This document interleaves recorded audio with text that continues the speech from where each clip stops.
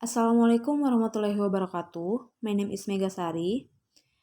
I'm here to explain detail my mind mapping. In discourse and society, there are first discourse communities. A discourse community is a group of people who share some kind of activity.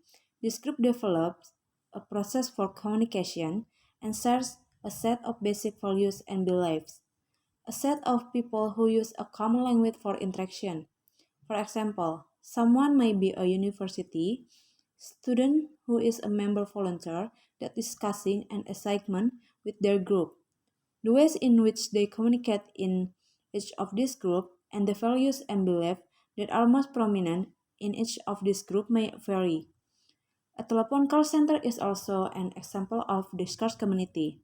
Cameron's 2000 study said that telephone call centers in the United Kingdom suggest what some of the characteristics of this kind of discourse community may be. Then, Swales 1990 provide a set of characteristics for identifying a group of people as members of a particular discourse community. The group must have some set of shared common goals, some mechanism for communication, and some way of providing the exchange of information among its members. The ways in which people communicate with each other and exchange information will vary according to the group. This may include meeting, newsletter, casual conversation, or arrange or other types of written and or spoken communication. Next, language as a social and local practice. Language as a social and local practice explore the intersection of language, place, and practice in order to advance our understanding of how language functions as a social and spatial activity. King Zhang's research, for example, saw a link between language variants and group memberships. She detects a number of pronunciation features in the use of language-based variants on company executive, which she claims are indicators of the development of a cosmopolitan variation of Mandarin Chinese connected with a new transnational professional identity.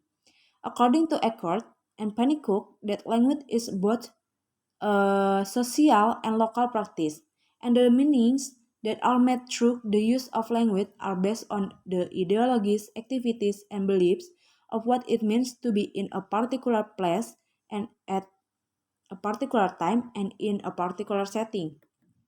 And then, discourse and genders. Discourse and genders is an examination of the ways language is used in relation to the social category, or rather the socially constructed category of gender. For example, how to do an intro display from the way she talks, through the way she walks, smiles, dresses, and combs her hair, being a woman in a particular social setting of a particular social class. Gender is not a result of what people are but a result of, among other things, the way they talk and way they do. According to how must observe, gender is one only part a person social identity, and it is an aspect which will be more or less salient in different contexts. In some contexts, for example, it may be more important to emphasize one's professional expertise, one's ethnic identity, or one's age than one's gender. And as Cameron and colleagues argue that relationship between language and gender is almost always indirect, mediated by something else. The way that people speak are, in the first instance, associated with particular roles, activity, and personality traits, such as being a mother, gossiping, and being modest. Last, discourse and identity. Discourse identity is the persona along with the degree or range of power a particular person can claim in a specific discourse.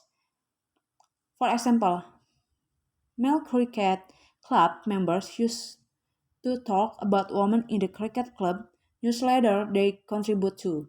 Thomas, 2007, has explored the issue of language and identity in online chat environments, a very particular place and space. With a focus on adolescent cybergirls, she examines how girls use words and images to establish online identities, which reflect both their fantasies and their desire in this particular setting. She does an analysis of both the words and the image that they use to create their identities. Thomas found that the girls who gain and exercise power in their online worlds are those who know how to use and manipulate words, image, and technology. Thank you.